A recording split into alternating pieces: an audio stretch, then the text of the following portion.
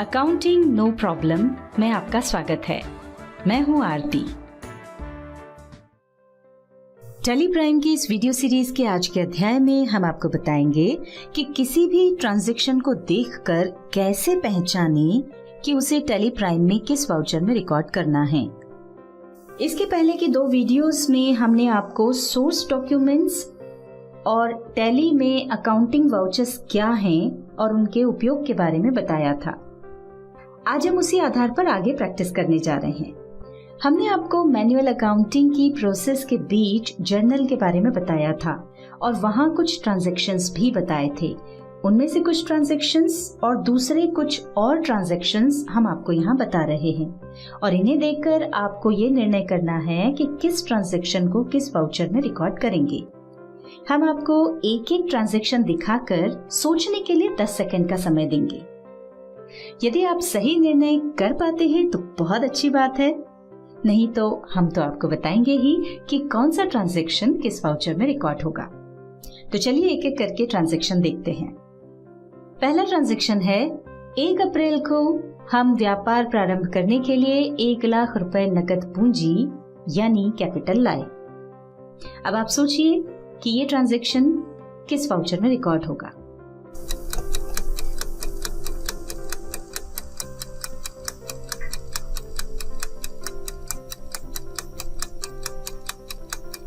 चलिए अब हम आपको बताते हैं। यहाँ पूंजी के रूप में नकदी आई है और जैसा कि हमने आपको बताया था कि नकद या बैंक के माध्यम से कोई भी प्राप्ति होती है तो इस तरह के ट्रांजैक्शन को रिसीट वाउचर में रिकॉर्ड किया जाता है।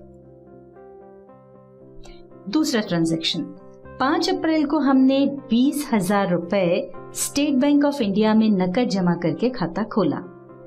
अब आप सोचिए ये किस वाउचर में जाएगा।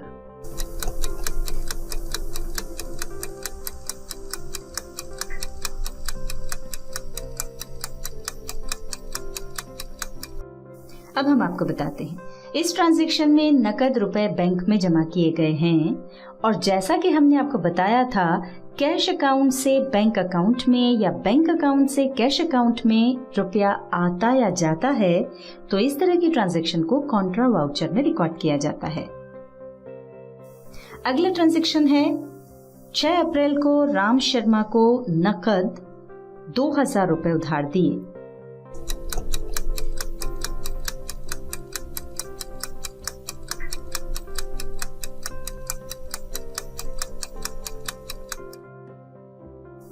यहाँ हमने राम शर्मा को नकद रुपया दिया है और जैसा कि हमने आपको बताया था नकदी या बैंक के माध्यम से कोई भी पेमेंट किया जाता है तो इस तरह के ट्रांजैक्शन को पेमेंट वाउचर में रिकॉर्ड किया जाता है। अगला ट्रांजैक्शन है 6 अप्रैल को व्यापार के लिए 51,000 का माल नकद खरीदा।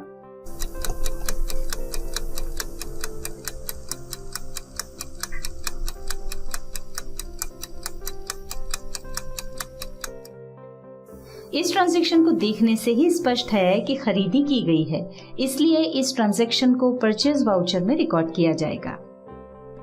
नेक्स्ट ट्रांजैक्शन 6 अप्रैल को हमने जो माल खरीदा था उसका गाड़ी भाड़ा 100 रुपए नकद दिया।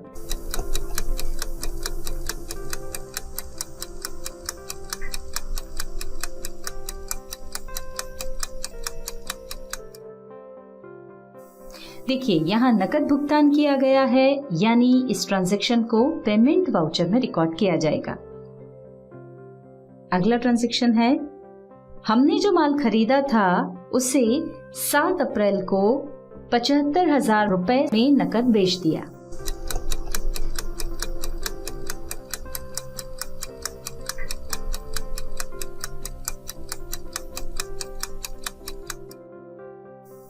इस ट्रांजैक्शन को देखने से ही स्पष्ट है कि माल को बेचा गया है, इसलिए इस ट्रांजैक्शन को सेल्स वाउचर में रिकॉर्ड किया जाएगा।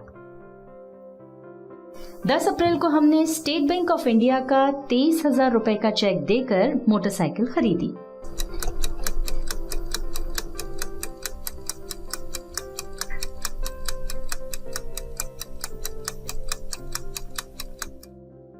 अब यहाँ पर मोटरसाइकिल खरीदने के लिए बैंक से भुगतान किया गया है इसलिए इस ट्रांजैक्शन को पेमेंट वाउचर में रिकॉर्ड किया जाएगा।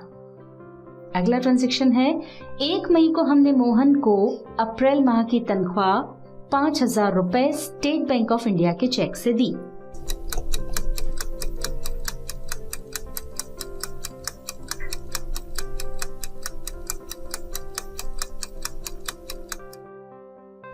यहाँ हमने कर्मचारी की तनख्वाह का भुगतान बैंक से किया है, इसलिए इस ट्रांजैक्शन को पेमेंट वाउचर में रिकॉर्ड किया जाएगा।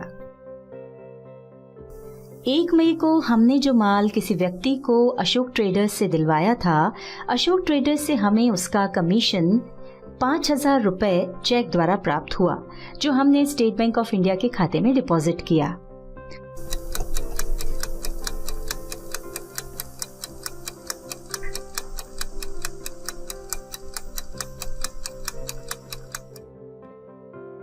देखिए, यहाँ हमें चेक के माध्यम से कमीशन प्राप्त हुआ है, मतलब हमें प्राप्ति हुई है, इसलिए इस ट्रांजैक्शन को रिसीट वाउचर में रिकॉर्ड किया जाएगा।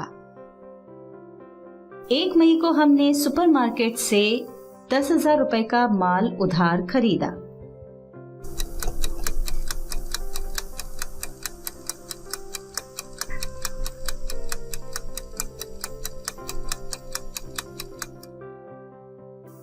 इस ट्रांजैक्शन को भी देखने से स्पष्ट है कि खरीदी की गई है, इसलिए इस ट्रांजैक्शन को परचेज वाउचर में रिकॉर्ड किया जाएगा। नेक्स्ट ट्रांजैक्शन देखते हैं। 3 मई को हमने सुपरमार्केट से जो माल खरीदा था, उसे मोहन ट्रेडर्स को 15,000 रुपए में बेच दिया।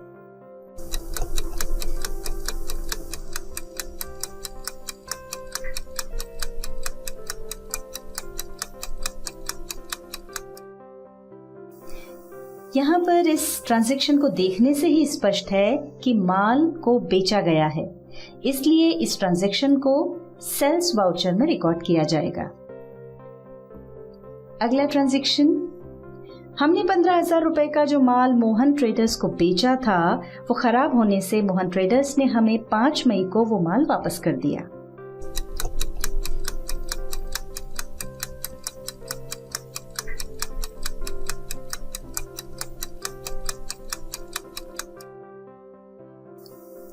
इस ट्रांजैक्शन को ध्यान से देखें तो हमने जो माल बेचा था, खराब होने से वो खरीदार ने वापस कर दिया, यानी ये सेल्स रिटर्न है। और जैसा कि हमने आपको बताया था कि सेल्स रिटर्न को हम क्रेडिट नोट वाउचर में रिकॉर्ड करेंगे।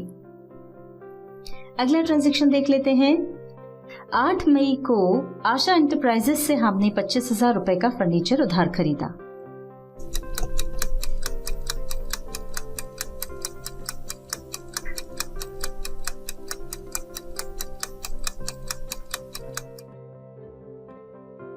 इस ट्रांजैक्शन में उधार फर्नीचर खरीदा गया है, यानी खरीद तो हुई है, पर ये खरीद फिक्स्ड असेट्स की है।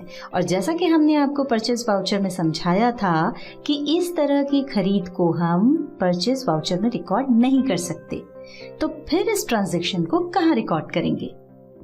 हमने आपको जर्नल वाउचर में बताया था कि यदि कोई ऐसी वस्तु हम उधार खरीदते हैं जो बेचने के लिए नहीं है, यानी हम जिसका व्यापार नहीं करते हैं, तो ऐसे ट्रांजैक्शंस को जर्नल वाउचर में रिकॉर्ड करते हैं। अब ये फर्नीचर हमने उधार खरीदा था, यदि नकद खरीदा होता तो इस ट्रांजैक्शन को हम सीधे पेमेंट वाउचर में रिकॉर्ड करते। अब है अगला ट्रांजैक्शन। 8 मई को मोहन ट्रेडर्स से हमें जो माल वापस आया है, उसे हमने सुपरमार्केट से 10,000 रुपए में खरीदा था। उस माल को हमने वापस सुपरमार्केट को भेज दिया।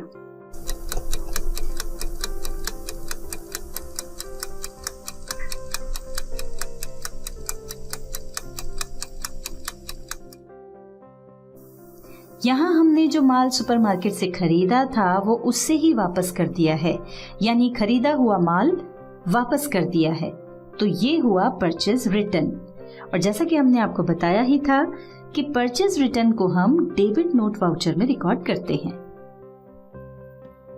नेक्स्ट ट्रांजैक्शन है 10 मई को हमने स्टेट बैंक ऑफ इंडिया से चेक द्वारा 5,000 रुपए नकद निकाले।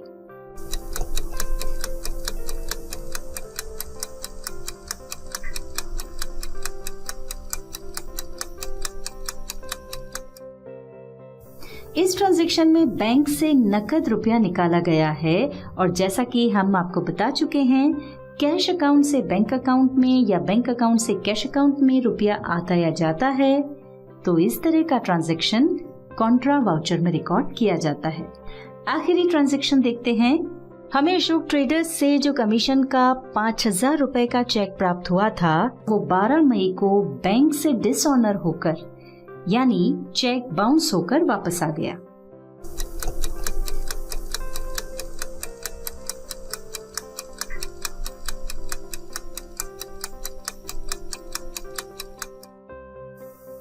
यहाँ इस ट्रांजैक्शन में चेक डिसऑनर हो गया है।